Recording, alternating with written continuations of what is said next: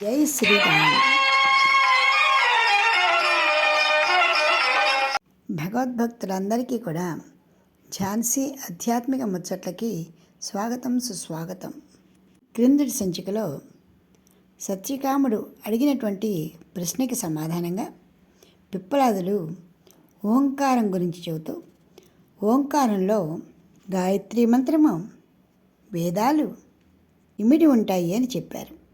అంతేకాకుండా ఆ ఉ అనే 3 మాత్రలను కలిపి ధ్యానించడం అంటే భక్తి, కర్మ, జ్ఞాన యోగాల సామరస్య సాధన జరుగుతుంది అని చెప్పారు. తర్వాత వాటి వలన వచ్చేటువంటి ఫలాలను తెలియజేస్తున్నారు.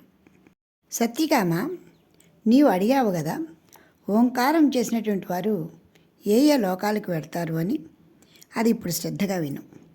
ఓంకారం యొక్క మొదటి మాత్రను ధ్యానం చేసేవారు, అంటే జపము, స్తోత్రాలు, స్తుతులు, అలాగా భక్తి యోగ సాధనను అనుష్ఠించేవారు జ్ఞానోదయాన్ని పొందుతారు. వారు ఆ జ్ఞానోదయాన్ని పొంది తరించిన తర్వాత తిరిగి ఈ లోకానికి తిరిగి వస్తారు. పునర్జన్మ ఉంటుంది. ఋగ్వేద దేవతలు అతన్ని మానవ లోకానికి తీసుకొస్తారు. అతడు ఇక్కడ తపస్సు, బ్రహ్మచర్యము, ప్రగాఢ విశ్వాసం వంటి మొదలైన వాటిని సంతరించుకుని మహత్వాన్ని అనుభవిస్తాడు. స్థుతిపరమైనటువంటి ఋగ్వేదాన్ని స్థుతించి ఆ విధంగా ఆ మనిషి తిరిగి జన్మ ఎత్తుతాడు. అయితే ఉన్నతమైన జీవితంలో ఈ అనుభవం మొదటి మెట్టు అయినప్పటికీ ప్రగాఢమైనటువంటి భక్తి విశ్వాసాలు ఉన్నవారికి మాత్రమే ఇది ప్రాప్తిస్తుంది. ధ్యానం, ప్రార్థనలు, జపం ఇలాంటివి చాలా మనోనిగ్రహంతో అనుష్ఠించాలి. అలాంటి వారు మరణానంతరము సుదీర్ఘకాలము వేచి ఉండక్కర్లేకుండా తదుపరి శీఘ్రంగా మరల జన్మెత్తుతారు. ఆ మరుసటి జన్మలో అతడు ఎక్కడి నుంచి అయితే తన భక్తి సాధనను వదిలివేశాడో అక్కడి నుంచి కొనసాగించుకుంటూ ఇంకా తరించడానికి ప్రయత్నం చేయడం జరుగుతుంది. మనకి భగవద్గీతలో భగవానుడు కూడా ఇదే చెప్పారు. ఇక రెండవ కోవకి వస్తే, ఓంకార మంత్రపు రెండవ కోవ 2 మాత్రలు ప్రగాఢంగా ధ్యానం చేసేవారు మనస్సుతో తాదాప్యం చెందుతాడు. అంటే ప్రార్థన, జపం, స్తుతుల వంటి వాటితో సరిపెట్టుకోకుండా యజ్ఞయాగాది క్రియలను చేసేటువంటి వారు మనసు సత్వరమే భగవంతుని వశం అవుతుంది. ఇందులో కూడా అనాసక్తితో చేసే సత్కార్యాలు, యాగాలు మొదలైన క్రియలు వంటివి అయి ఉండాలి. అప్పుడే వారు సత్వర ఫలాన్ని పొందగలుగుతారు. భక్తి యోగాన్ని, కర్మయోగాన్ని చేసేవాడికి మనసు సులభంగా వశమవుతుంది. మనోనిగ్రహ శక్తిని సంపాదించుకోగలిగిన వాడు అవుతాడు.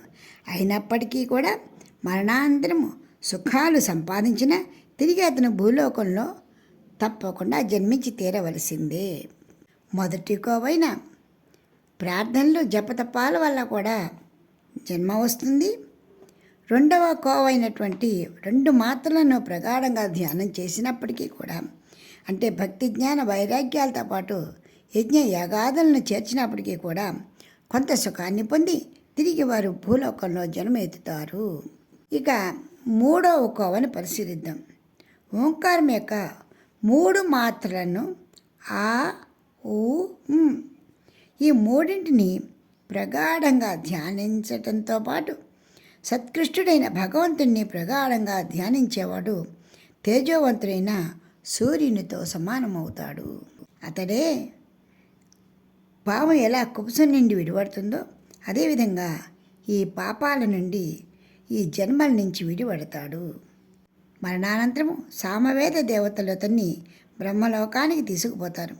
సకల జీవజాలానికి నాయకుడు, సర్వోత్కృష్టుడు, శరీరంలో కొలువుదిరి ఉండేవాడు అయిన భగవంతుణ్ణి అక్కడ అతను దర్శిస్తాడు. ఆ కారణంగానే ఓంకారం యొక్క 3 మాత్రలు ఆ, ఉ, ఈ 3 కలిపి ఓంకార మంత్రాన్ని ధ్యానం చేసేవాడు తప్పకుండా భగవంతుని యొక్క దర్శనాన్ని పొందగలుగుతాడు. ఋగ్వేద మార్గం చేత ఈ లోకము, యజుర్వేద మార్గం చేత ఆకాశము, సామవేద మార్గం చేత బ్రహ్మలోకము అతనికి ప్రాప్తిస్తాయి.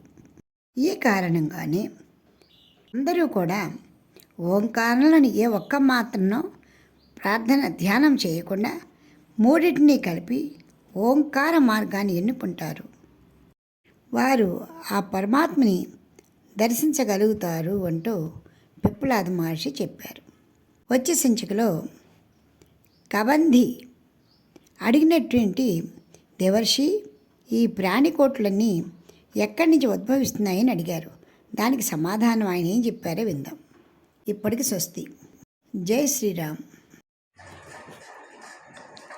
మీకు ఈ వీడియో నచ్చితే లైక్ చేయండి, షేర్ చేయండి, సబ్స్క్రైబ్ చేయండి.